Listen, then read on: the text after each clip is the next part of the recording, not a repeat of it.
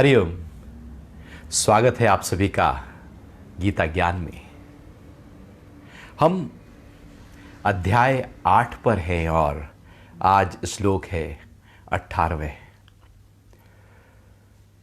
भगवान कह रहे हैं कि दिन होने पर अव्यक्त से व्यक्त सृष्टि प्रकट होती है और रात होने पर समस्त सृष्टि अव्यक्त में लीन हो जाती है।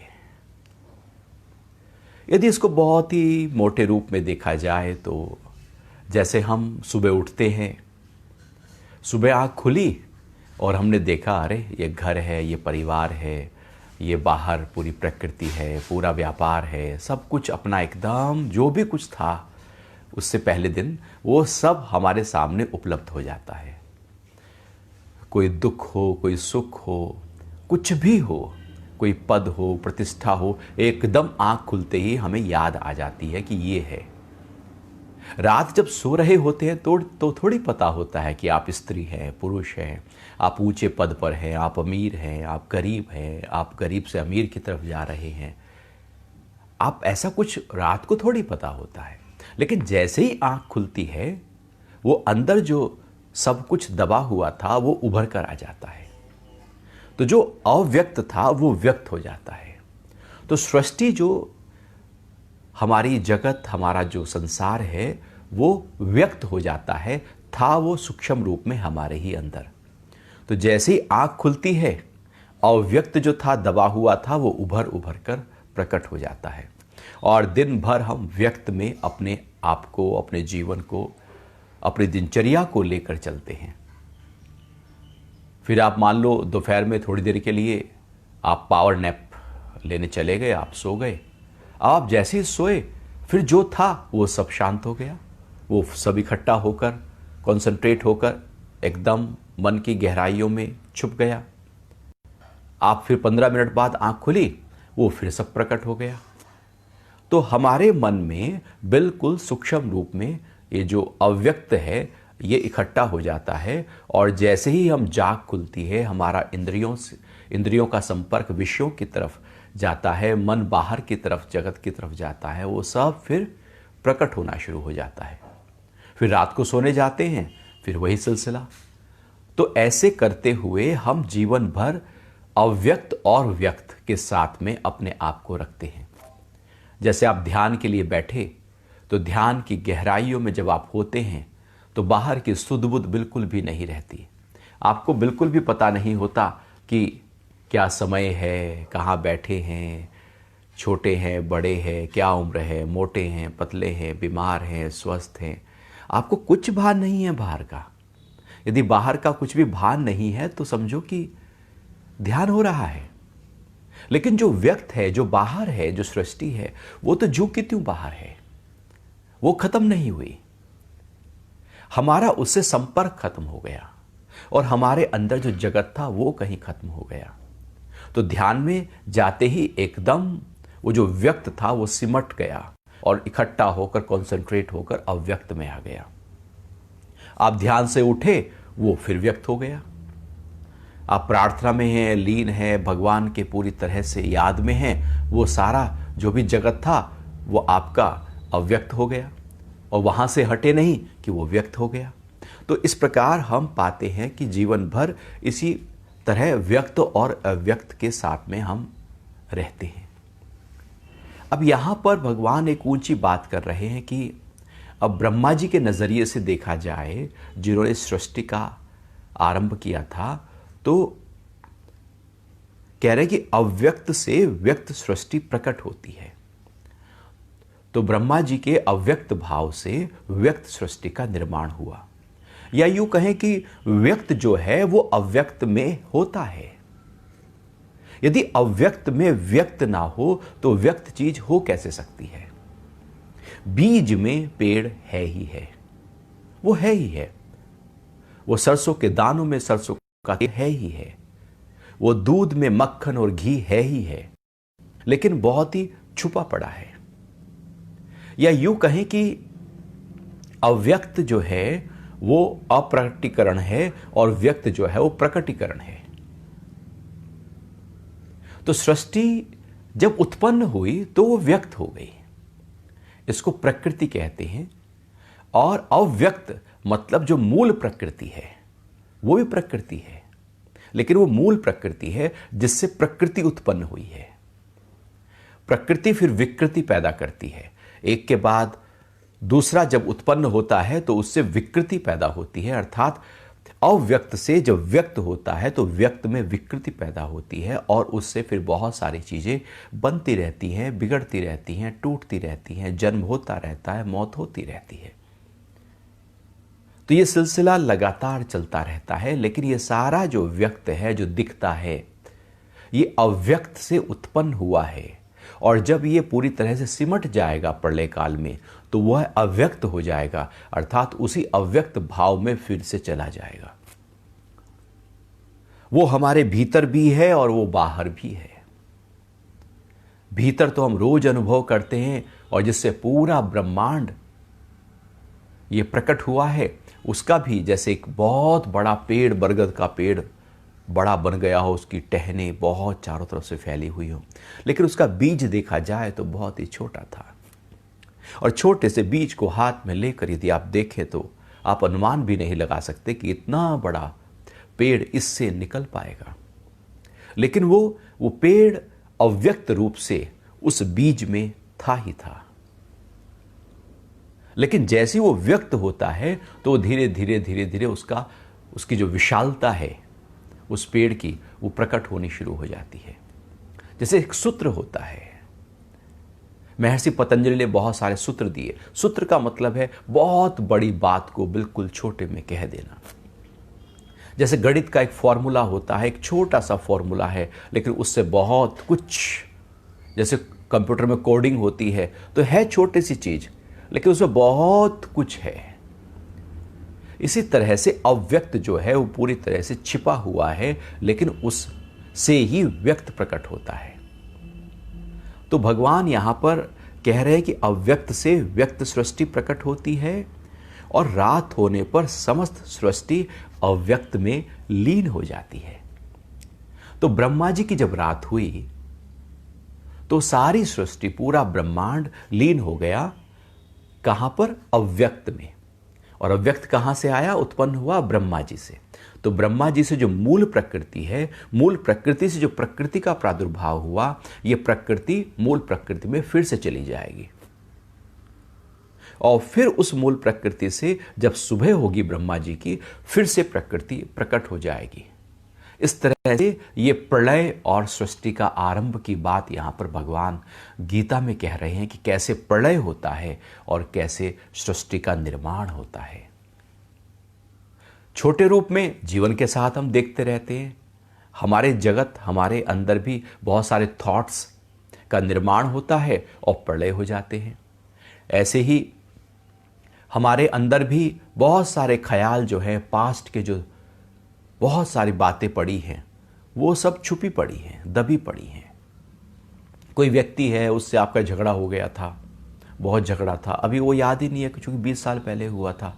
मान लो वो व्यक्ति आपके सामने प्रकट हो जाए तो आपको सारा झगड़ा याद आ जाएगा, सारा द्वेष, उसने क्या कहा, आपने क्या कहा, सब कुछ एकदम प्रकट होने लगेगा। आपको याद नहीं था। याद नहीं था इसका मतलब ये नहीं कि आपके अंदर वो पड़ा नहीं था, वो अव्यक्त रूप में पड़ा ही था। लेकिन जैसे ही कोई इस प्रकार की सिचुएशन सामने आई, जो अव्यक्त था वो व्यक्त होकर ऊपर उभर कर आ गया। ऐसे इस जन्म में जो भी कुछ हमारे साथ घटा है, वो सब जो याद नहीं है, वो सब अंदर है, हमारे चित्त की गहराइयों में पड़ा ही है। वो व्यक्त नहीं है, प्रकट नहीं है। तो हमारे साथ भी बहुत कुछ है जो अव्यक्त होकर, जो व्यक्त नहीं हुआ, जो प्रकट नहीं हुआ, वो है, लेकिन वो कभी भी प्रकट हो सकता है। और जो प्रकट है वो कभी भी अप्रकट हो सकता है। व्यक्त अव्यक्त में चला जाता है, अव्यक्त व्यक्त हो जाता है। तो इस प्रकार से ये दोनों आपस में, जैसे दिन फिर रात हो जाती है, हम जागे हैं, नींद आ जाती है, नींद ले रहे थे तो फिर जाग जाते हैं। तो इसी प्रकार से जो सृष्टि का आरंभ है वो ब्रह्मा जी के दिन से शुरू हो जाता है और सृष्टि का जो प्रलय है वो रात जब ब्रह्मा जी की होती है तो सृष्टि का प्रलय हो जाता है। ये 18वें श्लोक की चर्चा हम 8वें अध्याय से कर रहे हैं। आगे भगवान 19वें श्लोक में कहते हैं कि हे अर्जुन, वही यह भूत समुदाय प्रकृति के वश हुआ बारंबार जन्म लेकर रात्रि के आरंभ में लीन होता है और दिन के आरंभ काल में फिर उत्पन्न होता है। अब ये जो जीव है, जो भूत समुदाय, जो प्रकृति के वश में है, जो भी भूत प्रकृति के वश में है या जो प्रकृति में अटक गए हैं, जिनकी आसक्ति पूरी तरह से प्रकृति, पदार्थ, व्यक्ति और जो भी कुछ जगत से है, वहां पर यदि हमारा अटैचमेंट है, वहां कोई इच्छा है, कोई वासना है, तो ये जन्म की प्रक्रिया लगातार चलती रहेगी जब तक हमने अपने आप को प्रकृति में अटकाया हुआ है। जन्म मरण खड़ा है, क्योंकि प्रकृति के हम वश में हो गए, प्रकृति हमें वश में कर लिया। क्योंकि हमने प्रकृति के प्रति आसक्ति दिखाई थी, वहां पर कुछ अहंकार किया था, कुछ मैं कहा था, कुछ मेरा कहा था, कुछ मेरे वाले कहा था, और वो मैं का विस्तार होने से प्रकृति के प्रति हम अटैच हो गए। अब जब प्रकृति से जुड़ गए तो प्रकृति तो पकड़ के रखेगी। जैसे किसी से संबंध बना लो तो संबंध टूटता थोड़ी है, वो तो संबंध बना रहेगा, वो कम ज्यादा होता रहेगा, लेकिन संबंध बना ही रहेगा। आप संबंध तोड़ भी दो तब भी टूटा हुआ संबंध भी याद रहेगा, क्योंकि अंदर तो कहीं ना कहीं चित्त की गहराइयों में रजिस्टर हो ही गया है। तो जैसे वो याद रह जाता है, व्यक्ति कई बार बहुत सारे घर बदल लेता है, किराए पर नए नए घर, लेकिन जो पहला घर था वो याद ऐसा थोड़ी है कि भूल गया है, दूसरा घर भूल गया, वो सब पड़ा है अंदर। ऐसी प्रकृति भी यदि प्रकृति के हम संपर्क में हैं और प्रकृति के प्रति हमने इच्छा और वासना अपनी रखी हुई है, आसक्ति हमने रखी हुई है, तो प्रकृति हमें पकड़ लिया। अब जैसी प्रकृति ने पकड़ा, ये जन्म मरण का सिलसिला शुरू हो गया। जो भूत समुदाय हैं वो प्रकृति के वश में होकर बार बार जन्म लेते रहते हैं। जन्म हुआ, मृत्यु हुई, फिर जन्म हुआ, क्योंकि चित्त में तो संस्कार पड़े हैं। जैसे हम कोई भी कर्म करते हैं, कर्म का एक फल होता है, फल हमारे चित्त में इकट्ठा हो जाता है। हमारे अंदर जो चित्त है वही समझो प्रकृति का एक अव्यक्त भाव है, वो अंदर है, छुपा हुआ है, उभरा नहीं, प्रकट नहीं हुआ, प्रकट हो सकता है, कभी भी उसका फल आ सकता है। तो वो अंदर जो प्रकृति सूक्ष्म रूप में, अव्यक्त रूप में हमारी पड़ी है, उसी के कारण से नया जन्म होता है, वही प्रारब्ध बनता है, डेस्टिनी बनती है, वही भाग्य बनता है, और वही कर्म उभर उभर कर हमको फल देने लगते हैं। तो जब तक वो पड़ा है अंदर सारे कर्मों के फल, इस जन्म के और हर जन्म के, तो जब वो पड़े ही हैं हमारे चित्त में, और वो क्या है और कुछ नहीं, प्रकृति का एक अव्यक्त स्थिति है, अर्थात कर्मों के जो फल हैं वो सूक्ष्म रूप में कोडेड होकर अंदर पड़े हैं, सूत्र रूप में अंदर पड़े हैं, वो कभी भी प्रकट हो जाएंगे। तो प्रकृति के तो वश में हम हैं ही। चित्त में तो पूरी तरह से वो आसक्ति, वो अहंकार से, वो स्वार्थ से किए गए, वो काम क्रोध लोभ से किए गए कर्म और उनके फल तो अंदर है ही हैं, तभी तो इच्छा और वासना प्रकट होती है। तो जब तक वो है तब तक प्रकृति ने हमें पकड़ा हुआ है, और ये सिलसिला चलता रहता है, तब तक चलेगा जब तक वो चित्त में संस्कार पड़े रहेंगे। अब वो कितना हो कह नहीं सकते, इसलिए कहते हैं 84 लाख योनियां हैं, और जरूरी नहीं कि 84 लाख पूरी हो जाए तो फिर से पहले से शुरू हो जाएगा, फिर 84 लाख। यह सिलसिला यूं ही चलता रहता है जब तक वो इच्छा वासना, जब तक वो प्रकृति का सूक्ष्म भाग मेरे चित्त में पड़ा हुआ है। प्रकृति पीछा छोड़ती नहीं है, प्रकृति हमको साथ ही रखती है। जैसे कोई किसी का केस हो गया हो, पुलिस केस, मामला सलट भी गया हो, लेकिन फिर भी वो केस कहीं ना कहीं फाइलों में अटका पड़ा रहता है कि केस हुआ था। वो एक मोह और एक ठप्पा लगा हुआ है, ऐसे ही प्रकृति के संयोग के साथ प्रकृति का सारे इंप्रेशंस हमारे चित्त में है ही हैं।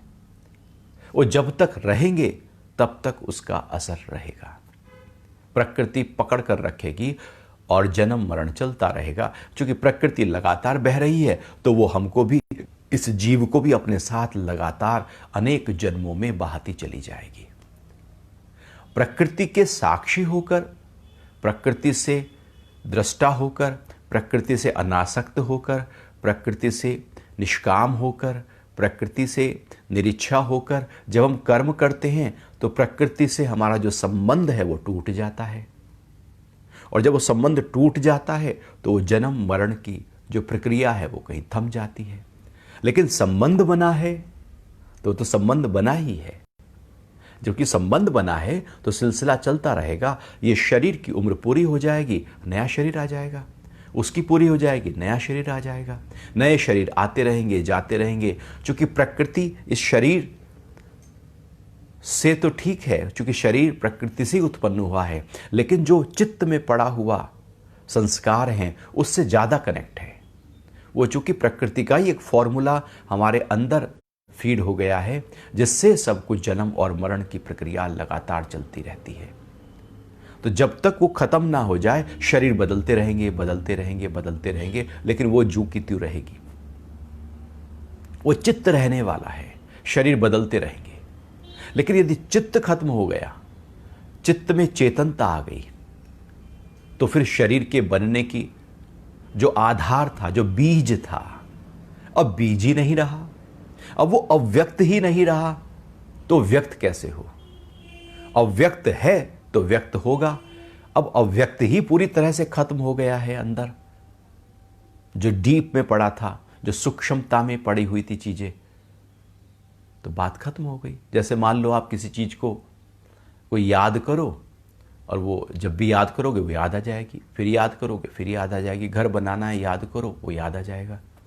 और वो घर बनाने का भाव ही हटा दो एकदम, तो वो याद ही नहीं आएगा, क्योंकि आप उससे उठ चुके हो। तो यदि वो अंदर पड़ा है तो उभर उभर कर आएगा, और यदि आपने वहां से अपने आप को हटा दिया है तो वो उभर कर नहीं आएगा। तो उभर कर आने की प्रक्रिया ही प्रकृति में बंधे रहने की प्रक्रिया है, और वहां से अपने आप को हटा लेने की प्रक्रिया ही परम दिव्य पुरुष, जिसको भगवान कहते थे, उसके साथ एकाकार हो जाने की, युक्त हो जाने की प्रक्रिया है।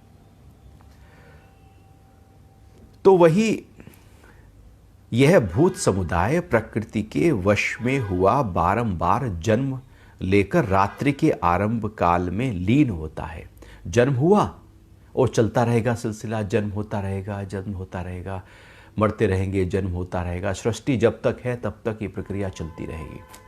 और जब सृष्टि का प्रलय हुआ तो वो बीज रूप में, वो जो जीव रूप में, वो जो सारे संस्कार हैं वो इकट्ठा होकर इकट्ठा है, खत्म नहीं हुए। जब फिर से सृष्टि आरंभ होगी, फिर से वही जीव जो अव्यक्त था वो प्रकट हो जाएगा, और फिर से वही सिलसिला, वो 84 का सिलसिला चलने लगेगा। तो रात्रि में वो सब लीन हो जाते हैं और सुबह होते ही सारे जीव फिर से प्रकट हो जाते हैं। क्योंकि प्रकृति अव्यक्त हुई तो जीव भी अव्यक्त हो गए, प्रकृति प्रकट हुई तो जीव भी किसी ना किसी शरीर के रूप में प्रकट हो गए।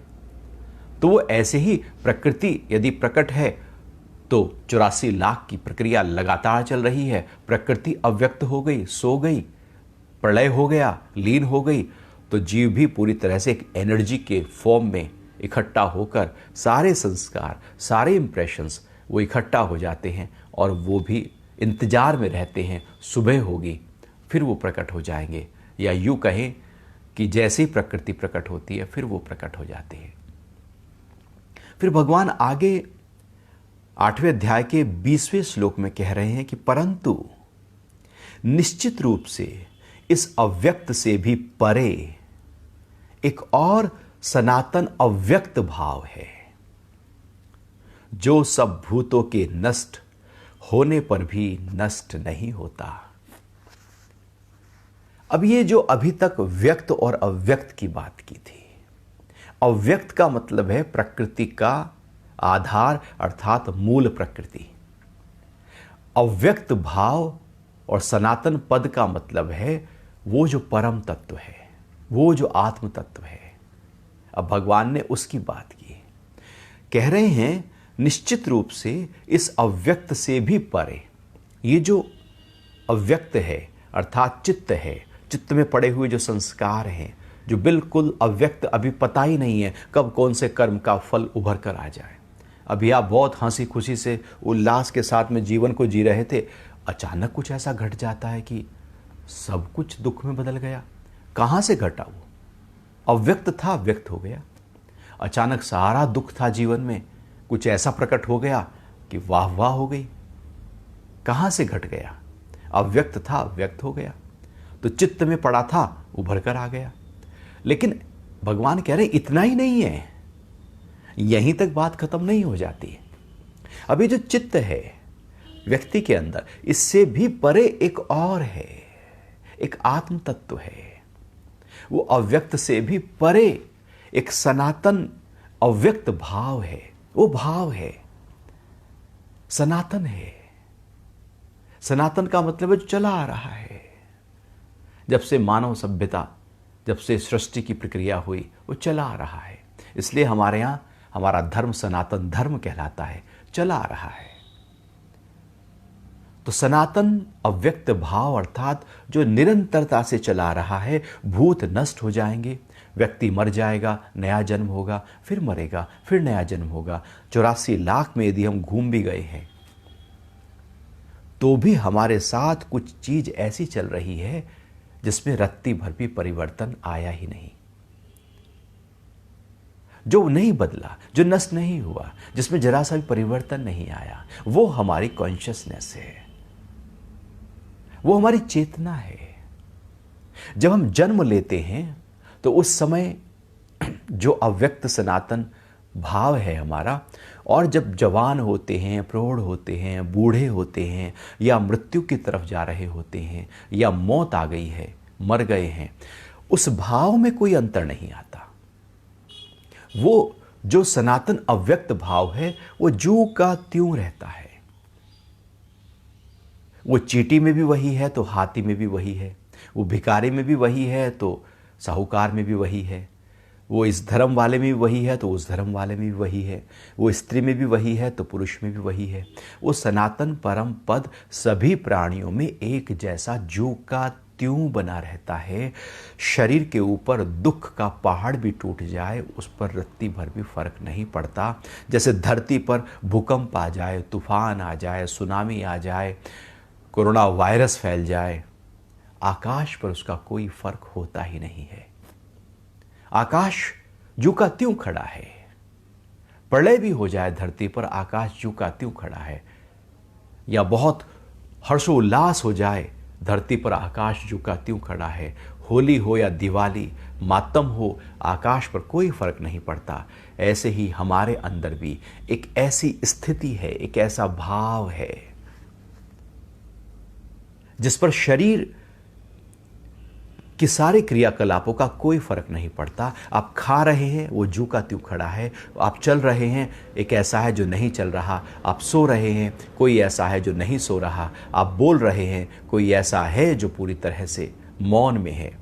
आप अपशब्द कह रहे हैं, कोई ऐसा है जो उसके भी साक्षी है। आप जो कर रहे हैं वो सब का साक्षी है। वाचाल हों, बहुत ज़्यादा बोलते हों, या बिल्कुल ना बोलते हों, दोनों ही अवस्थाओं में वो जू का त्यों खड़ा है। वो जो जू का त्यों खड़ा है, उसको अनुभव करना ही आध्यात्मिकता है।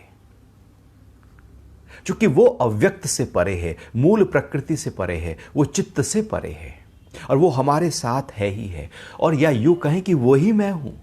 ये व्यक्त और अव्यक्त मैं नहीं, ये तो मेरा आसक्ति और अहंकार के कारण से मैं इसमें उलझ गया, इसमें फंस गया।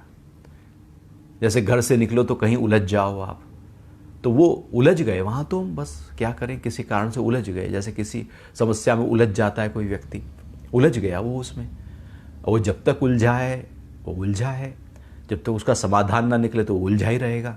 सालों साल लोग समस्याओं में उलझे रहते हैं, कई कई साल व्यक्तियों के मुकदमे चलते रहते हैं और वो समस्याओं में उलझे बने रहते हैं।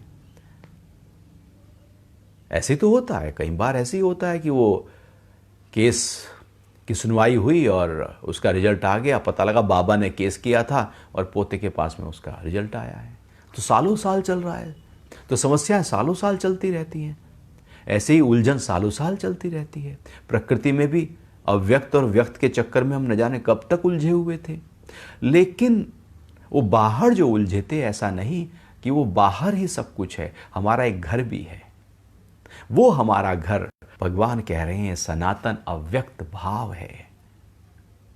वो जो आत्म तत्व है जो मेरे साथ है ही है, हर पल मेरे साथ है, सब कार्य करते हुए मेरे साथ है, सुबह से लेकर रात तक मेरे साथ है। हम उसके साथ हैं या नहीं? वो तो साथ है, वो तो साक्षी है, वो तो हाजिर नाजिर है, वो तो दृष्टा है, उसमें कोई हलचल नहीं। वो तो चोर में भी वही, तो सिपाही में भी वही, वो चांडाल में भी वही, तो उस बकरे में भी वही। उसमें कोई अंतर नहीं, उस सनातन पद में कोई अंतर नहीं है। लेकिन हमने उस पद को पकड़ा है या उस पद को पकड़ा जो जाने वाला है? तो जो अव्यक्त भाव है, भगवान कह रहे हैं, जो सब भूतों के नष्ट होने पर भी नष्ट नहीं होता, उसका नाश नहीं होता। सृष्टि बनी मिटी, बनी मिटी, न जाने कितनी बार ये सृष्टि बनी और मिटी। पूरे ब्रह्मांड में न जाने कहां कहां सृष्टि किस किस रूप में बन रही हैं, मिट रही हैं। धरती पे भी जो हमें सृष्टि दिखती है, इसके अलावा भी न जाने कितनी असीम सृष्टियां हैं, हमें पता ही नहीं है। हजारों लाखों करोड़ों सृष्टियां हैं। आप जिस कमरे में हैं उसी कमरे में बहुत सारी सृष्टियां हैं जो हमें दिख ही नहीं रही हैं।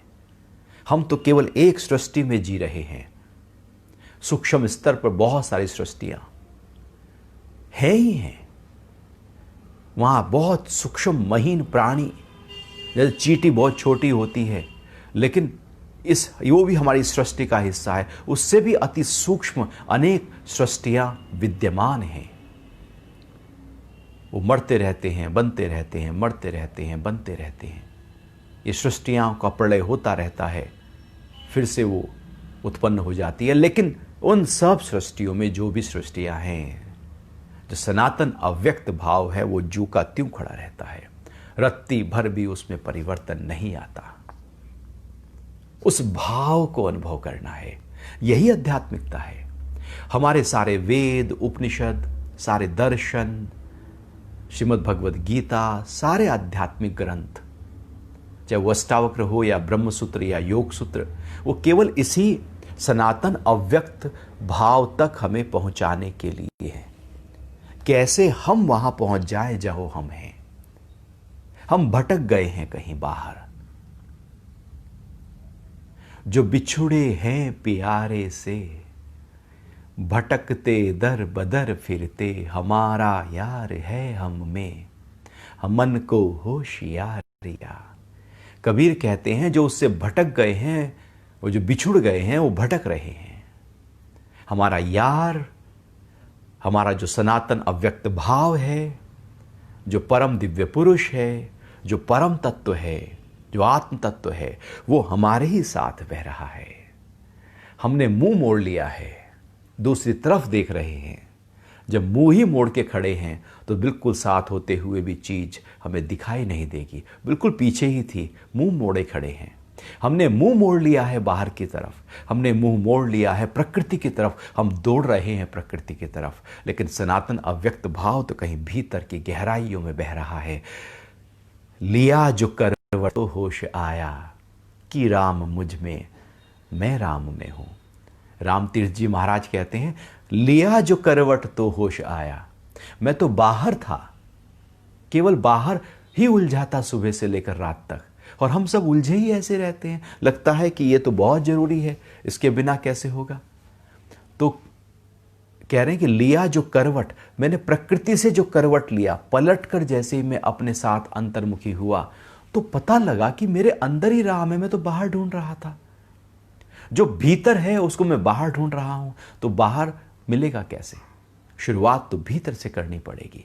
तो सनातन अव्यक्त भाव हम सब के साथ है, और जैसे ही उसको हम अनुभव करते हैं, जैसे ही वो भाव में हम टिक जाते हैं, हम मुक्त हो जाते हैं। मुक्ति और कुछ नहीं, मेरे साथ जो सबसे ऊंची चेतना का स्तर बह रहा है उसके साथ एकाकार हो जाना ही मुक्ति है, और सबसे निचले स्तर पर आ जाना ही बंधन है। हम चेतना के किस स्तर पर जी रहे हैं, यह महत्वपूर्ण है। कई स्तर हो सकते हैं चेतना के। हमारा चेतन मन है, अवचेतन मन है, अचेतन मन है, चेतन मन है, परम चेतन है। हम कहां पर अपने आप को जी रहे हैं, तो वो महत्वपूर्ण हो जाता है। यहां पर सबसे ऊंची अवस्था को कैसे पालें, उसकी बात हो रही है।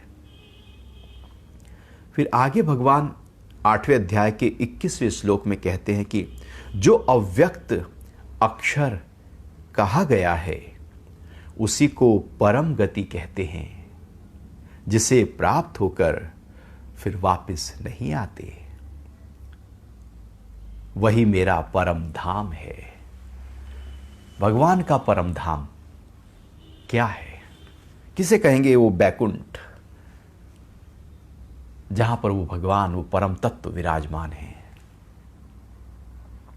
भगवान कह रहे हैं कि जो अव्यक्त अक्षर कहा गया है, वो जिस अव्यक्त, वो जो सनातन अव्यक्त भाव की बात कर रहे हैं, वो अक्षर है। उसका क्षय नहीं होता, नष्ट नहीं होता, परिवर्तित नहीं होता, रत्ती भर भी रद्दो बदल उसमें आता नहीं। वो जू का त्यों है। वो अव्यक्त प्रकृति से, मूल प्रकृति से भी अति परे है। वो जो अव्यक्त अक्षर है, अव्यक्त जो प्रकृति है उसमें तो परिवर्तन है, लेकिन जो अव्यक्त भाव है उसमें नहीं है। वो अक्षर है। अव्यक्त प्रकृति से तो व्यक्त प्रकृति प्रकट होती है, लेकिन अव्यक्त अक्षर से कुछ प्रकट नहीं होता। वो तो अपने आप में लगातार निरंतर रहने वाला एक भाव है जो महा अकर्ता है। उसी को परम गति कहते हैं। परम गति जो जब हम जन्म और मरण में रहते हैं, वही दुर्गति है। दुर्गति और कुछ नहीं है। बार बार पुनरपि जननम पुनरपि मरणम, बार बार जन्म, बार बार मरण, बार बार जन्म, बार बार मरण, यही दुर्गति है। जन्म के बाद यदि, मृत्यु के बाद यदि जन्म खड़ा है तो दुर्गति ही है, क्योंकि फिर से वही कोख में आना है, माता के गर्भ में आना है, और यह सिलसिला लगातार हर बार चलता है। दुर्गति यही है कि जन्म लेना ही दुर्गति है। और एक है परम गति, जहां पर जन्म और मरण की प्रक्रिया से ही हट गए हैं। वो दुर्गति अब है ही नहीं। वो गति जो है वो परम गति है। गति तो है, एक नीचे की तरफ गति है, एक ऊपर की तरफ गति है। ऊर्जा भी खत्म नहीं होती, वो भी या तो नीचे की तरफ बहेगी या ऊपर की तरफ बहेगी, उसमें गति है ही है। गति तो रहेगी, लेकिन वो गति कौन सी है? जो अव्यक्त अक्षर है वही परम गति है। और परम गति की तरफ इशारा करते हुए भगवान कह रहे हैं कि हमारी भी गति वही होनी चाहिए। कहते हैं ना, भाई तेरी गति क्या होगी? मतलब तो कहां, अब तेरी गति तो बिल्कुल दुर्गति हो गई। तो इसलिए वो पाप कर्म करने में दुर्गति और सदकर्म, अच्छे कर्म करने में सदगति, लेकिन परम गति तो बिल्कुल अनोखी और निराली है।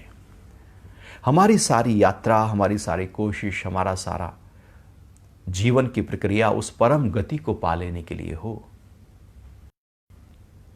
हम दुर्गति को बहुत ऊंची स्थिति समझते हैं और सोचते हैं कि इसमें हम रहें तो बहुत अच्छा है। आप सब में रहें, लेकिन परम गति को पकड़ कर रहें। व्यापार हो, परिवार है, दुकान पे जाना है, सब काम करना है, कौन करेगा? हम ही तो करेंगे। ये थोड़ी कि भैया हमने आउटसोर्स कर दिया सारा, अब हम तो परम गति की तरफ जा रहे हैं, हमने तो संन्यास ले लिया, हमने तो घर छोड़ा, अब हम परम गति की तरफ जाएंगे। परम गति एक अंदर की अवस्था है। बाहर से जैसे कर रहे हो सब वैसे ही करोगे, बाहर का कुछ भी नहीं छोड़ना। परम गति अर्थात लगातार उस अव्यक्त सनातन भाव को अनुभव करने की प्रक्रिया। इसलिए भगवान पहले कहते आए हैं कि तू युद्ध भी कर और मेरा भी स्मरण कर। अर्थात मेरा स्मरण कर, उस सनातन अव्यक्त जो भाव है उसका स्मरण कर और युद्ध कर। तो सारे काम कर, दिन भर के सारे काम कर और उसका स्मरण कर। अपने ही भीतर सबसे ऊंची स्थिति को अनुभव कर और फिर शरीर से कुछ भी कर। अब उसको अनुभव नहीं किया और शरीर से आप भले ऊंचे ऊंचे काम करते रहो, वो सब बेकार है। और उससे उसको अनुभव कर लिया, फिर आप युद्ध में मारकाट भी करो, फर्क नहीं पड़ता, क्योंकि आपने उस सनातन अव्यक्त भाव को पकड़ा है। लेकिन हम सोचते हैं कि भगवान ने कहा युद्ध कर, तो हम युद्ध करने लगते हैं। लेकिन उस भाव को तो भगवान ने पहले पकड़ाया है ना, युद्ध की बात तो बाद में की है। हम भाव को न पकड़कर जब युद्ध करते हैं, बस वहीं पर समस्या खड़ी हो जाती है। हम सोचते हैं हमने थोड़ा सा सत्संग किया, हमने ज्ञान सुना, अब मैं ज्ञानी हो गया। ज्ञानी नहीं हुए, अभी तो सुना है, उसमें टिके कहां? अभी तो वो जो सनातन अव्यक्त भाव है उसमें लगातार रहे कहां? उसमें रहें और फिर सारे कर्म करें, तो उस कर्मों का फल मेरा नहीं। तो जो अव्यक्त अक्षर कहा गया है वही परम गति है, जिसे प्राप्त होकर फिर वापस नहीं आते। फिर ऐसा नहीं है कि उसे प्राप्त हो गए तो लौट के आएंगे, क्योंकि सृष्टि, फिर नई सृष्टि जब रचना होगी तो फिर दोबारा से लौट कर आ जाएंगे। वो जीव लौट कर नहीं आता, गए, लीन हो गए तो हो गए। अब वो पूरी तरह से पानी मिल गया, अब लौट कर वही पानी वापस नहीं आएगा, वो तो एक हो गया, वो तो एक हो गया। हाँ, नमक और पानी यदि मिला है तो किसी ना किसी तरीके से उसको अलग किया जा सकता है। दो और दो जोड़े हैं तो उसको अलग किया जा सकता है। एक और एक जुड़ा है तो अलग किया जा सकता है। लेकिन यदि वो ही मैं था तो, और उसी में ही मैं मिल गया, उसी से आया था उसी में मिल गया, तो अलग कैसे करोगे? समुद्र से एक बाल्टी पानी निकाल कर लाओ और उस बाल्टी को फिर दोबारा समुद्र में डाल दो। अब आप चाहो कि वही बाल्टी पानी उतना ही, वही जो पहले बाल्टी भरी थी वो भर लूँ, तो वो हो नहीं सकता, क्योंकि वो तो मिल गया तो मिल गया। अब वो वापस वही बाल्टी पानी भरकर आप ला नहीं सकते। भगवान वही कह रहे हैं, लौट कर आ नहीं सकते, क्योंकि वो अपने ही भाव में पूरी तरह से लीन हो गया, परम पद को प्राप्त हो गया। वही मेरा परम धाम है। परम धाम, जहां परमात्मा रहें वही परम धाम है। हमारे भीतर वो जो परम तत्व है, हमारे भीतर भी परम धाम है, कहीं बाहर नहीं, वो कहीं अलग से नहीं, वो कहीं ऐसा नहीं कि कोई स्थान है जो सूरज के पीछे ब्रह्मांड के किसी कोने में कहीं पर है। जैसे हम स्वर्ग को कहते हैं कि कहीं पर स्वर्ग है, अप्सराएं हैं, इंद्र है, कहीं पर नरक है, वो सब अंदर है, वो सब मेरे साथ चलता है। दुखी नरक है, सुखी स्वर्ग है, और वो परम आनंद परम स्थिति ही परम धाम है। तो आत्मा जब उस स्थिति को अनुभव कर रही होती है तो भगवान कह रहे हैं वही परम धाम है। तो ऐसा नहीं कि मृत्यु के बाद ही हम परम धाम को प्राप्त हो सकते हैं। यदि जीते जी प्राप्त नहीं तो मृत्यु के बाद प्राप्त कैसे हो सकते हैं? यदि जीते जी ही उस परम धाम को प्राप्त हैं तो शरीर जब पूरा होगा तो उसी परम धाम को ही हम प्राप्त हैं। शरीर बीच में छूट जाएगा, हम उसी परम धाम में ही हैं। वो परम धाम में लगातार प्रक्रिया चलती रहेगी। आप रोज ध्यान में हैं, रोज साधना में हैं, रोज प्रार्थना में हैं, रोज उसी की याद में हैं, वो याद चलती रहेगी। शरीर छूट जाएगा, आप परम धाम को पहले भी उसी में थे और बाद में भी उसी परम धाम में ही रहेंगे। भगवान कह रहे हैं वही मेरा परम धाम है। फिर आगे 22वें श्लोक में भगवान कहते हैं, हे पार्थ, जिस परम पुरुष के अंतर्गत सभी भूत हैं तथा जिससे यह संपूर्ण जगत व्याप्त है, उसको अनन्य भक्ति से ही प्राप्त किया जा सकता है। अब ये जो परम धाम की बात भगवान ने कही, अब उसको कैसे प्राप्त करें? उसके लिए केवल एक ही उपाय है, अनन्य भक्ति। भक्ति ऐसी जो अनन्य हो, अर्थात चित्त में परमात्मा के अलावा कुछ और ना हो, उसे अनन्य, कोई अन्य नहीं है, कोई दूसरा नहीं है। मेरा भी अपना भी जो मैं हूं वजूद कहीं खो गया है, अब केवल भक्ति रह गई है। केवल उसकी याद जब जगी हो वो अनन्य भक्ति कहलाता है, और वो लगातार नित्य निरंतर हो। ऐसा कोई पल ना हो कि उसका भाव ना जगा हो। जब लगातार अनन्य भक्ति के साथ, जहां पर मेरा कोई अहंकार नहीं, मैं ही नहीं, है ही वो, सुबह से लेकर रात तक, रात से लेकर सुबह तक है ही वो, मैं ना, वो अनन्य भक्ति है। और लगातार जीवन जब इस स्थिति में रहे, अर्थात अंदर उसकी याद जगी रहे, बाहर सारे काम होते रहे, उठते बैठते खाते पीते सोते जागते, आंख खोलते आंख बंद करते, तो मेरा स्मरण कर, भगवान कह रहे हैं आगे। वो जो मेरा स्मरण कर, वही अनन्य भक्ति है। तेरे सब काम होंगे तो अंदर से मेरे से जुड़ा होगा। ऐसे ही तो होता है कि जैसे आपके पास में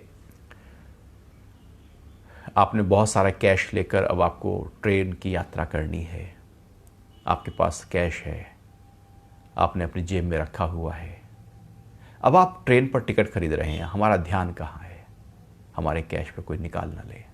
अब आप ट्रेन की इंतजार कर रहे हैं, ध्यान कहाँ है, कैश पर। अब आप ट्रेन में चढ़ रहे हैं, यदि ध्यान वहाँ है तो ध्यान जगा हुआ है, नहीं तो कोई निकाल लेगा, ध्यान हटते ही कोई निकाल लेगा।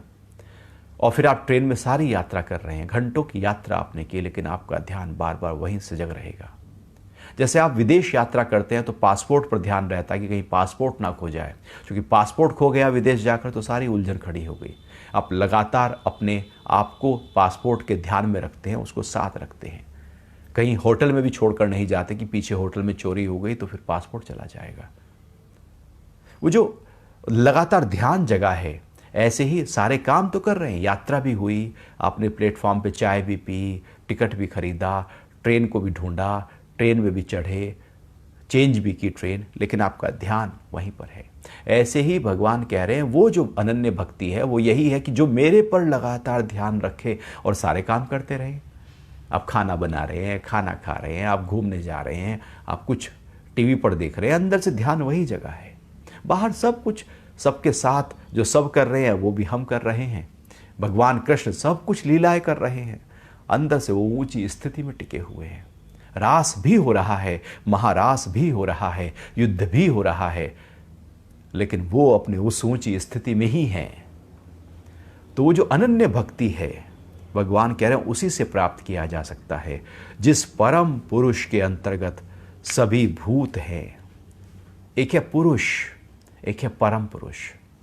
पुरुष कहते हैं आत्मा को, परम पुरुष कहते हैं परमात्मा को। आत्मा जैसे हम हैं और जो सारे में फैल जाए उसको परमात्मा कहते हैं। तो वो जो परम पुरुष है उसके अंतर्गत ही सभी भूत हैं, सब कुछ उसी परमात्मा के अंदर है, परमात्मा से बाहर कुछ नहीं। या यूं कहें कि जैसे एक घड़ा है और घड़े में सब कुछ भरा हुआ है, तो जो घड़ा है वही परमात्मा है, उसी के अंतर्गत सब कुछ है। तो सारा ब्रह्मांड, सारी सृष्टि, सब कुछ उसी परमात्मा में समाया हुआ है, तथा जिससे यह संपूर्ण जगत व्याप्त है, उसको अनन्य भक्ति से ही प्राप्त किया जा सकता है, और कोई तरीका नहीं है। हम पूजा करते हैं, पाठ करते हैं, मंदिर जाते हैं, माला फेरते हैं, सब अच्छा है, लेकिन उसके बाद तो ध्यान वहां से हट जाता है। हमारा ध्यान ना हटे, वो लगातार चलता रहे। इसको अजपा जाप कहते हैं ना। जो जाप किया जाता है वो छूट जाएगा, भूल जाएंगे, मन भाग जाएगा। एक है अजपा जाप, जो जाप किया ना जाए बल्कि जाप हो रहा है, और जो जाप हो रहा है हम उस पर अपने आप को, मन को टिकाए हुए हैं। जैसे श्वासो श्वासा दी माला नाल सिमरा में तेरा नाम। नानक कहते हैं कि हर श्वास में तेरा नाम मैं सिमर रहा हूं, या हर श्वास तेरा नाम सिमर रहा है, और मैं उस श्वास श्वास में जो नाम उस राम का सिमरा जा रहा है, मैं उस सिमरन में लगातार अपने आप को लीन किए हुए हूं। श्वास तो लगातार बह रही है, ऐसे ही वो अव्यक्त सनातन पद भी लगातार है ही है। बस जो उस भाव में अपने आप को रखते हैं, तो कुछ समय के लिए नहीं बल्कि लगातार रखते हैं, वह मुझको प्राप्त हो जाते हैं। आपके कोई प्रश्न उठ रहे हो तो उस पर बात करते हैं।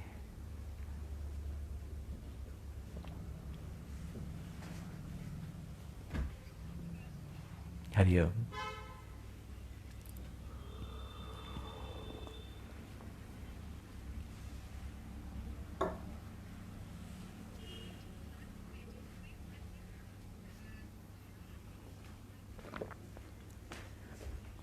ध्यान में बैठे हुए यदि नकारात्मक ख्याल आते हैं तो वो इसलिए तो आते हैं, जब आप ध्यान नहीं करते तो मन में नेगेटिविटी है ही है। नेगेटिविटी यदि दिन में है तो ध्यान में तो वही आएगी। यदि दिन में आप जागे हुए किसी उलझन में हैं तो रात को नींद में भी वही उलझन आएगी। ध्यान बहुत ही आराम से हो जाए, उसके लिए कोशिश यह करनी है कि अपनी दिनचर्या को थोड़ा सजाना है, उसको संवारना है, उसको शांत करना है, उसको सरल करना है, उसको सहज करना है, समाधान में आना है, हल्के होना है, तनाव मुक्त होना है। यदि तनाव वहाँ बहुत जगह है, फिर हम कहें कि हम ध्यान में बैठकर उस तनाव को दूर कर दें, तो ध्यान तो वो हो ही नहीं पाएगा, क्योंकि तनाव ही रह जाएगा। तो ध्यान को ताकत देने के लिए दिनचर्या को सही करना होगा, और दिनचर्या को सही करने के लिए ध्यान में उतरना होगा। आपस में एक दूसरे के पूरक हैं, तो इसलिए कोशिश करें कि जब आप ध्यान में बैठें तो अपने ध्यान को केवल सांसों पर ले आएं, और सांसों को महसूस करना शुरू करें कि सांस कब आया और कब गया। धीरे से श्वास नासिका के अंदर जाएगा, वो धीरे से शरीर के अंदर जाएगा और वहाँ से घूमता हुआ फिर वो वापस लौट कर नासिका से बाहर आएगा, बाहर से फिर घूमेगा और फिर वो अंदर जाएगा। इस प्रकार से ये श्वास का एक सिलसिला लगातार चलता रहता है, लगातार चलता ही रहता है। ये पटरी एक ही है, श्वास उस पर दौड़ते रहते हैं। आप इसको देखते चले जाएं, और जब लगे कि हमारा ध्यान श्वास से हट रहा है तो ओम का जाप करना। ये नाद हमारे पूरी बॉडी एनर्जी को बैलेंस कर देगा। ओम का जाप जिसमें अ, उ, म 3 अक्षर हैं। अ के जब जाप से हम उच्चारण करते हैं तो नाभि से ध्वनि उठती है, उ में वक्षस्थल से और म में मस्तिष्क से। इस तरह से ये 3 जाप के माध्यम से पूरी बॉडी एनर्जी को हम बैलेंस करने लगते हैं। इसमें हम पूरा श्वास भरते हैं और पूरा मुंह खोलते हैं और एक आवाज निकालते हैं। चूंकि अ, उ, म 3 जो हैं उनमें जीभ का प्रयोग नहीं होता। अ, उ, जीभ शांत है। जब जीभ का प्रयोग किया जाता है तो फिर वो हम उत्पन्न कर रहे हैं। ओम का नाद तो पूरे ब्रह्मांड में हो ही रहा है, हम तो केवल अपनी फ्रीक्वेंसी को उससे टैली कर रहे हैं। और यदि जीभ का प्रयोग हुआ तो फिर फ्रीक्वेंसी टैली नहीं हो पाएगी, क्योंकि ओम और कुछ नहीं, मौन की तैयारी ही ओम है। मौन में जाने की प्रक्रिया ही ओम है। इसलिए वेद के हर मंत्र ओम से शुरू होते हैं। ओम परमात्मा का वाचक है। यदि मन बहुत ज़्यादा नेगेटिव हो रहा हो तो ओम की धुन रमाना, ओम का जाप करना, ओम का तेजी से जाप करना, और फिर धीरे धीरे लगातार जल्दी जल्दी ओम का जाप करना, फिर जल्दी जल्दी बार बार तेजी से ओम का जाप करना, फिर मुंह बंद करके और बिल्कुल मुख में जाप करना ओम का, जीभ हिले, फिर मन में ओम का जाप करना। ऐसे करते करते एक ऊर्जा का चक्र बनेगा, एक वर्तुल बनेगा, और हमारे मन में जो नेगेटिविटी थी उसको तोड़ देगा। एनर्जी फ्लो जब हमारा मन किसी एक दिशा में उसको ले जाता है तो उसी तरह के थॉट्स आने लगते हैं। जैसे पास्ट के किसी दुख में आप कभी सोचने लगे तो सारी एनर्जी वहीं बह जाएगी और दुख ही खड़े हो जाएंगे। उसको तोड़ना है, वो तोड़ने की प्रक्रिया बहुत ज़रूरी है। इसलिए तोड़ने के लिए जब हम मंदिर जाते हैं तो वहाँ भी बहुत सारी चीज़ें ऐसी ही होती हैं कि आपके थॉट प्रोसेस को तोड़ दिया जाए। आप नंगे पैर जाते हैं, मार्बल है, तो जैसी ठंडक पर नीचे से आती है तो आपका ध्यान आपके विचारों से हटकर उस ठंडकपन में चला जाता है। आप घंटी बजाते हैं, आपका ध्यान फिर उस विचारों से टूट जाता है। आप मूर्ति के समक्ष जाते हैं, देख रहे हैं मूर्ति मुस्कुरा रही है, ध्यान आपका फिर टूटता है। आप घंटी बजाते हैं, आप वो सुगंधी अनुभव करते हैं, आपका ध्यान फिर टूटता है। फिर आप प्रसाद लेते हैं, ध्यान फिर टूटता है। ये पूरी प्रक्रियाएं हमारे मन में लगातार चल रहे ख्यालों को तोड़ देने के लिए होती हैं। जैसे ही वो ख्याल टूटा, नेगेटिव थॉट टूटा, फिर हम महामंदिर में जाकर कोई जाप करते हैं, फिर ख्याल टूट जाता है। वो थॉट परेड जो लगातार चल रही थी, यदि वो टूट गई तो आप उस दिव्यता के सामने हैं। आपके अंदर फिर ऊंचे जो ऊर्जा का सर्किल है वो ऊंचे लेवल पर आ जाएगा, चेतना ऊंचे स्तर पर बहने लगेगी। इसलिए ओम के जाप के बाद आप जब ध्यान में बैठेंगे तो पाएंगे कि काफ़ी हद तक नेगेटिविटी आपकी शांत है।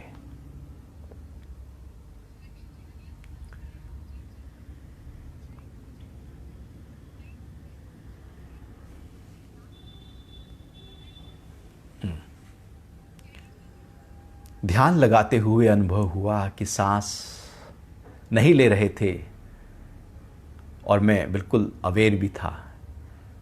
ध्यान में जब हम उतरते हैं तो बहुत सारी घटनाएं खुद ब खुद प्रकट होने लगती हैं।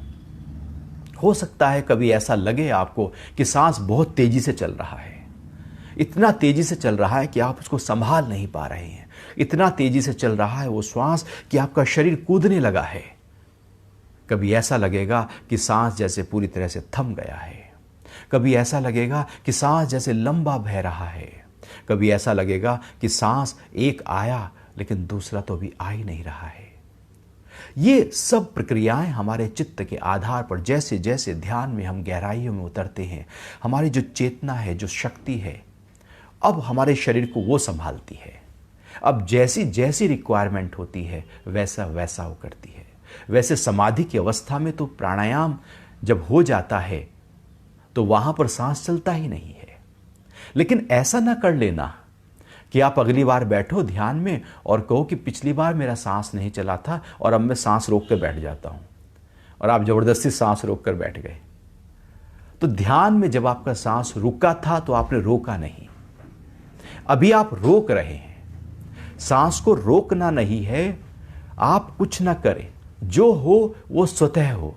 चाहे वो तेजी से चले, तो जब कुंडलिनी शक्ति की साधना होती है, चक्र साधना होती है, मंत्र जाप होता है, तो तेजी से सांस चलता है और शरीर में बहुत सारी क्रियाएं वो शक्ति करा देती है, बहुत सारी गति होने लगती है, और कभी बिल्कुल शिथिल और एकदम बेहोश हो जाता है शरीर। आप कुछ ना करें, ध्यान में बस उतरना है, वो शक्ति अपने आप आपसे कुछ कराएगी। आप उसके साक्षी रहें और फिर अगली बार जब ध्यान के लिए बैठें तो फिर इस इंतजारी में ना बैठें कि पिछली बार तो सांस रुका था, इस बार क्यों नहीं रुका। वो उस बार रुका था, इस बार शायद कुछ और प्रकट होगा। आप किसी इंतजारी में जब ध्यान के लिए बैठेंगे तो वो चीज़ प्रकट नहीं होगी। अक्सर यही होता है कि उस दिन हमें ध्यान में ये अनुभूति हुई थी, आज क्यों नहीं हो रही है, और आज मैं बैठूंगा, आज मुझे फिर वही अनुभूति होगी।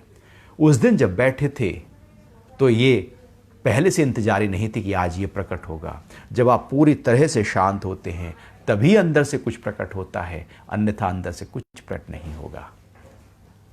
तो ठीक है, सांस रुका ठीक है, कभी तेज चले तो भी ठीक है, बहुत सारी अनुभूतियां होंगी, समझो कि यात्रा ठीक हो रही है, आप बढ़ते चले जाओ।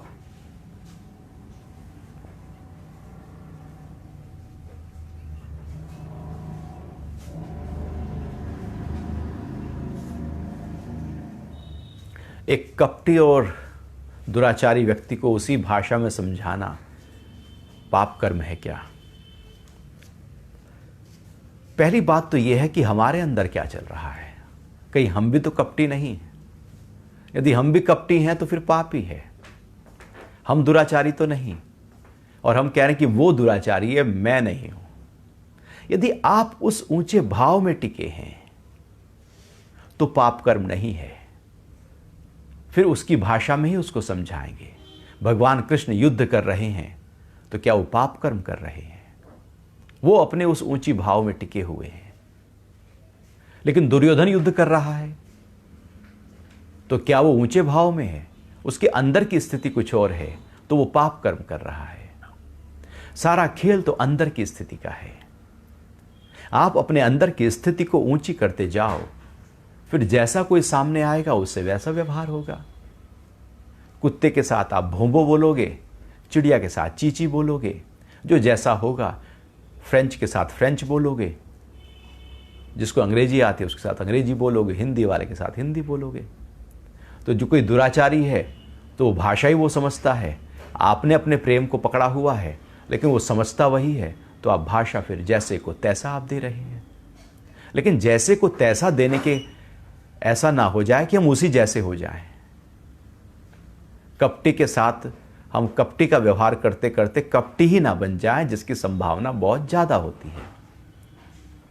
तो ये बहुत ही अलर्ट होकर फिर आप उतरना, उसको सीधा करने के लिए, सलाह देने के लिए, उसको इम्प्रूवमेंट करने के लिए या उसको सबक सिखाने के लिए अपनी स्थिति को ना छोड़ना। फिर आप भले शब्द देना, क्योंकि उसको वही भाषा का पता है। जैसे बच्चा कई बार बिल्कुल बिगड़ रहा है, आप उसे प्यार प्यार से बात करते रहो तो बिगड़ ही जाएगा। तो कई बार तीखे शब्द देने पड़ते हैं, भयानक शब्द देने पड़ते हैं, आंख दिखानी पड़ती है। तो वो डांट जो है, ऐसा थोड़ी है कि आप बच्चे को अंदर से डांट रहे हैं, आप बाहर से डांट रहे हैं, लेकिन अंदर से बच्चे के लिए उतना ही प्रेम है। और जब डांट रहे होते हैं तो प्रेम थोड़ा ज़्यादा बढ़ा होता है, क्योंकि वो डांट उस बच्चे के लिए हो रही होती है। क्योंकि अब उसके अलावा उसके मन को मानने का कोई तरीका नहीं रहा। मन जब जिद्दी हो गया, बिगड़ गया, तो उसको अब अंकुश लगाना पड़ेगा। आप उस बच्चे को नहीं मार रहे, बल्कि उसके बिगड़े हुए मन और वृत्ति को ठीक कर रहे हैं। तो उसके लिए जो भी उपाय हो सकता है वो हम करते हैं। लेकिन हम डांटते हुए हम खुद ही क्रोध में चले जाएं और बच्चे से द्वेष कर बैठें, तो वो ठीक तरीका नहीं है। तो कपटी के साथ व्यवहार करते हुए हम खुद ही कपटी बन जाएं, वो ठीक नहीं। आप अपने उसी अकपटी भाव में रहना, और फिर जो अंदर का भाव उठेगा, फिर जैसा उठेगा वैसा व्यवहार कीजिएगा। जी।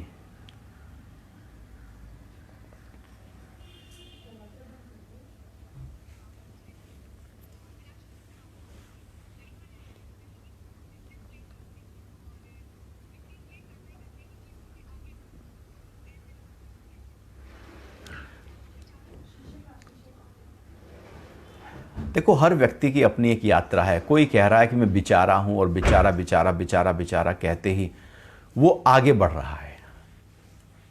लेकिन कहां आगे बढ़ रहा है?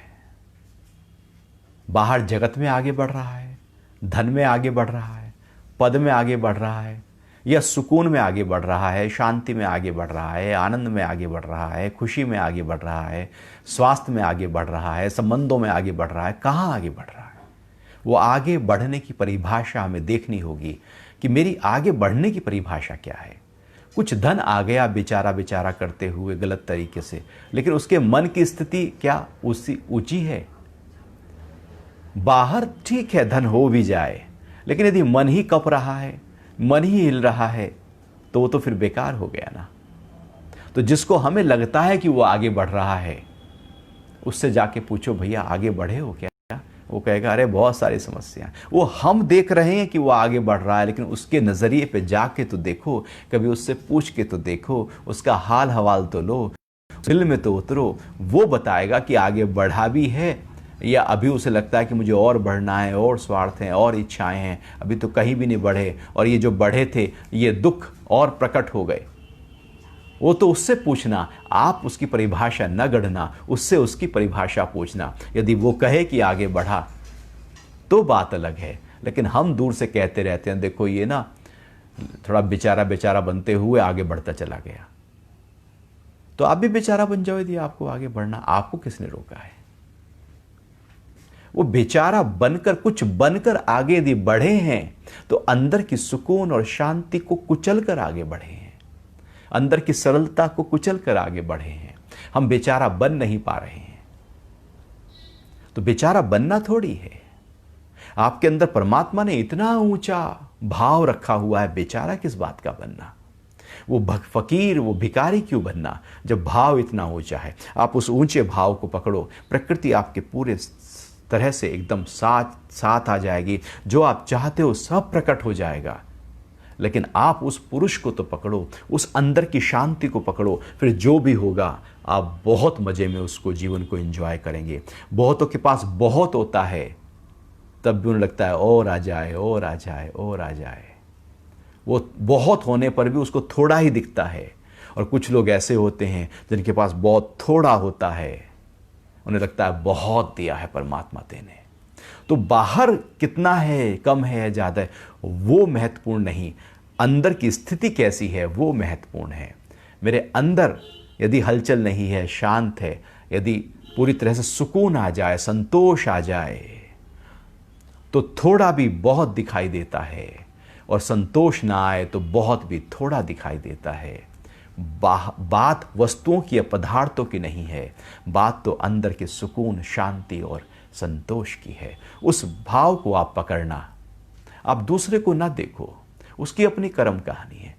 लोग तो कुछ ना कुछ करेंगे, कोई बेचारा बन के करेगा, कोई क्रोध में करेगा, कोई दुराचार होकर करेगा, कोई रिश्वत लेकर करेगा, कुछ ना कुछ तो वो रास्ता निकालेगा अपना आगे बढ़ने का। लेकिन वो दिख रहा है कि आगे बढ़ रहा है, लेकिन वो बढ़ कहीं नहीं रहा। अंदर में तो वो नीचे जा रहा है, एनर्जी के स्तर पर तो वो नीचे जा रहा है, वो तो दुर्गति की तरफ जा रहा है। भगवान परम गति की बात कर रहे हैं। हरि ओम।